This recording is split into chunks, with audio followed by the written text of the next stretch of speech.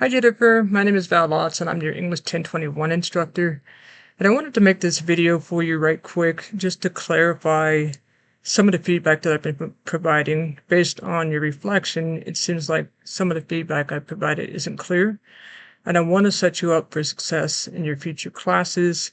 So I want to clarify what I'm asking you to do and why I'm asking you to do it that way, okay? And it will help you with moving forward. So this is your paper. I took out any identifying information because I'm actually going to send you a YouTube link. You're the only one. As soon as you're done with it, I'll delete the video, but just so you know, okay?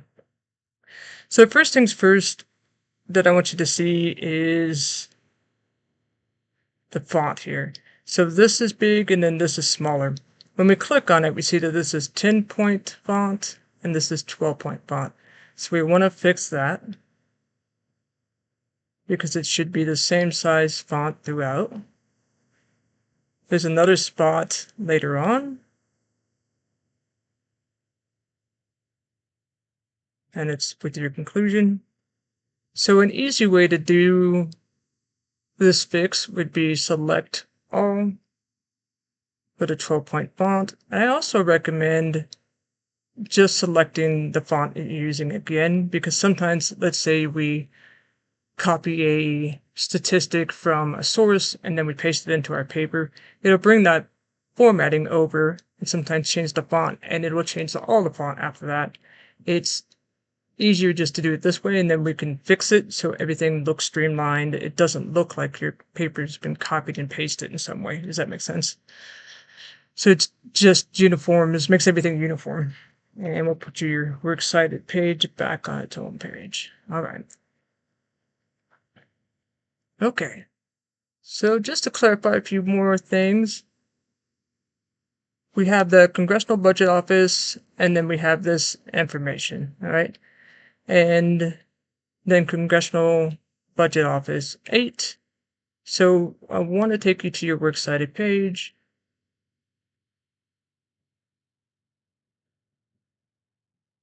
So the Congressional Budget Office and Cato Institute, well, these are the publishers. They're not actually the writers of these sources. It's usually staff writers because they have multiple people working together to put together these studies or what have you. So I know that EasyBib and Citation Machine might put them in as the writer, but we're going to take that out. And what the way the works cited entry should begin is simply with, in the absence of an author, is simply with the title of the work. Okay, so the minimum wage, and then Cato Handbook for Policymakers, 9th edition, is the publication. So we're going to italicize it. Again, we'll take this one out. This one doesn't have the quotation marks around the title.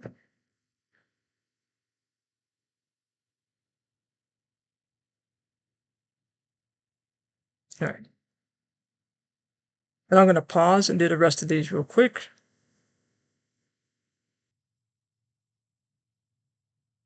Okay, so now I've fixed the rest of them where we begin with the article title when we don't have an author, and then I've italicized the publisher, okay? The next thing I'm going to talk about is, okay, you might be wondering, if I don't have the publisher up front and there is no author, what should my in-text citation look like? And what it should actually be is a shortened version of the title. So in this case, its shortened version is two to three words. Sometimes it'll make sense, and sometimes it won't. And we just have to be okay with that. Don't want the period in there. The period goes on the outside. So when we talk about this source, we can say, according to the Cato Handbook for Policymakers, blah blah information, and then our in-text citation is the minimum wage. The budgetary effects, we'd use these first words.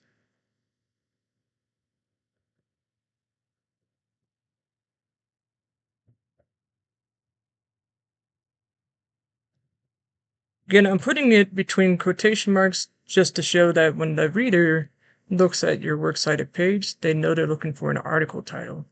If it happened to be a book title, then we would italicize it and we would not have quotation marks around it, okay? All right, so again, I'm going to fast track this by pausing, and it'll look like magic. All right, so now I've completed that. And just for me, when I'm writing a paper, I will have a separate works cited that has my in-text citations on it, just so I know exactly what I'm putting in, and it makes my life easier. I fix that one. So it might be a strategy for you moving forward with your papers, okay? I will say when it comes to this one, so we have Hassett and Strain, and you cite that correctly in your paper, you have Hassett and Strain. However, let's say that you mentioned them in the beginning of the sentence where you said, according to Hassett and Strain, then you had your paraphrase, your in-text citation would then become why we shouldn't, and that would be okay. All right. So just so you know, you have these options where you could do one or the other. And it's okay to start with, according to the Mackinac Center, blah, blah, blah, and then 6 reasons. You could still use the source as a reference point and then lead into whatever information that you have. Okay, I hope that it helps and is clear. So for things in the paper, just to clarify, all right. So what I was trying to say is that when I see exact numbers and I see years, then I know that the information came from somewhere, and it increases your credibility to quote that information.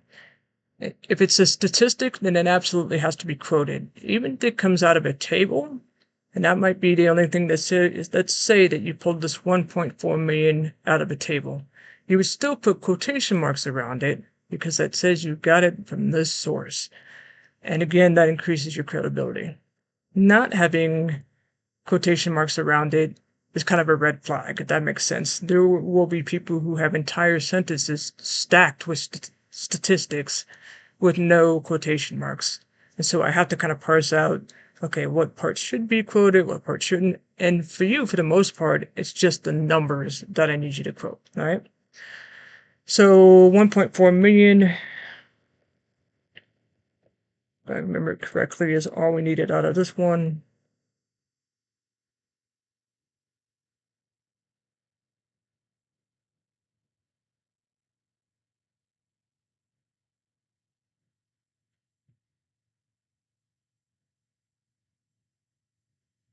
Yeah, 1.4 million. And you do a wonderful job of doing sort of the synthesis and analysis of what this information means. And I'll elaborate on that when we get to one of the other examples, okay? I think there might be another one on page 2. Okay, the number of people in poverty would be reduced by 0.9 million. So that is the other one I'm thinking of. So here, 0.9 million. And so you just mapped out the number, which is great. And that's fine. And then you have what would be your in-text citation. So again, here we wouldn't use Congressional Budget Office. Instead, we would use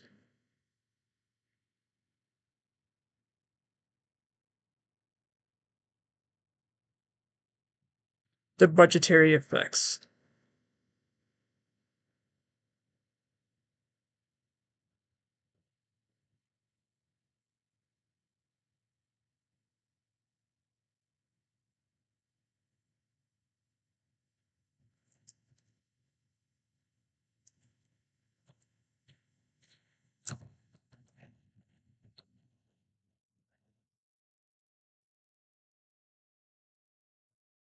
Effects in 8, it's fine.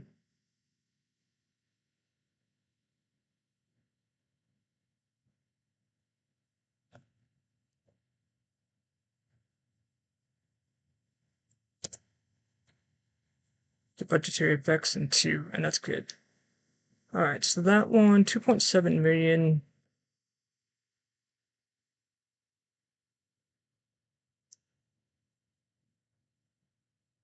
Oh, That's here on this next page. So again, because this is an exact number that comes from your source, you want those quotation marks even if it's just around that. Okay, so 2.7 million, we want those quotation marks. And now we're good. So that covers you, and again, boosts that credibility in your paper. All right. So now for another example, from $8 in 2013 to $20 in 2024. So I know this information comes from a source. And what I try to encourage students to do is when you're able, and you can directly quote, do, because again, it does lend credibility to you. All right, so since 2013, their minimum wages have increased. So I would use this for fast food, and this is the way you can do things like this. You can do what's called a partial paraphrase or a partial quote, and you would say,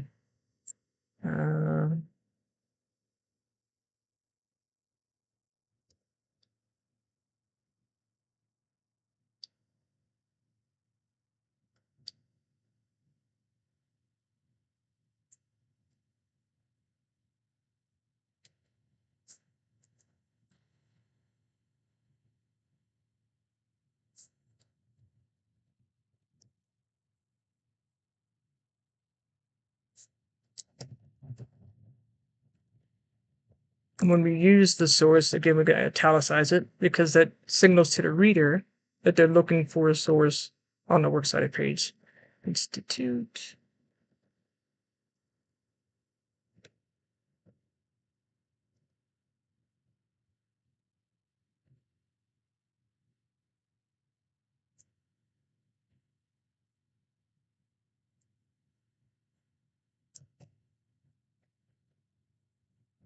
Fast food operators, not just latest minimum wage increase since 2013. We don't want any of the formatting to come with it. So we're just going to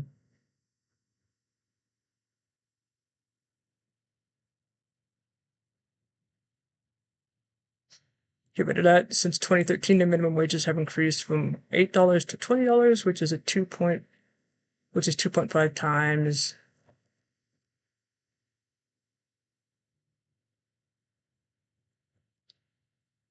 $10 to $20.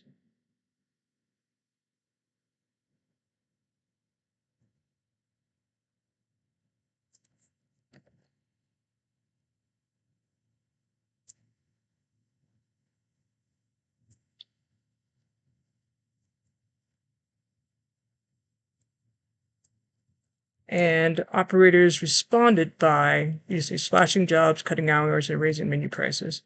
So if you have 3 words in a row from a source, then we have to cite that. And so in this case, they're slashing jobs, cutting hours, and raising prices. You added in raising menu prices, so I might take that out and just take this whole little chunk here and quote that.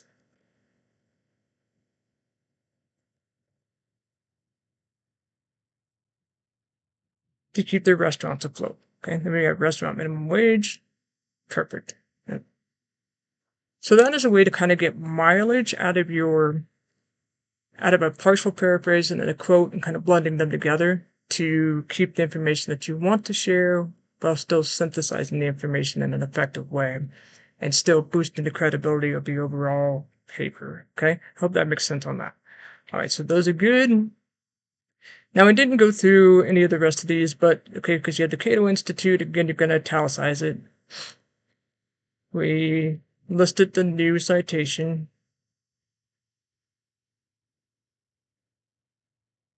Which is the minimum wage.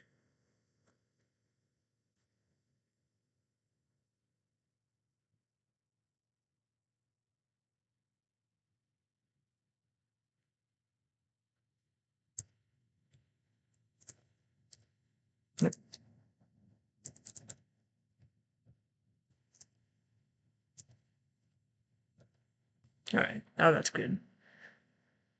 I don't need you to go through and fix all of these. I just wanted you to understand what you put in the in-text citation and again, why you're putting it there, okay?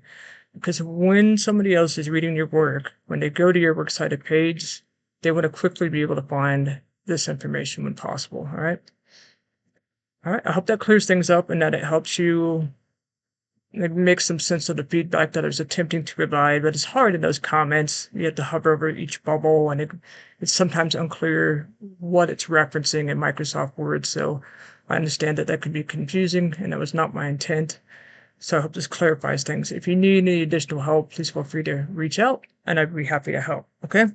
Thanks, Jennifer. I hope you have an amazing Sunday. Bye.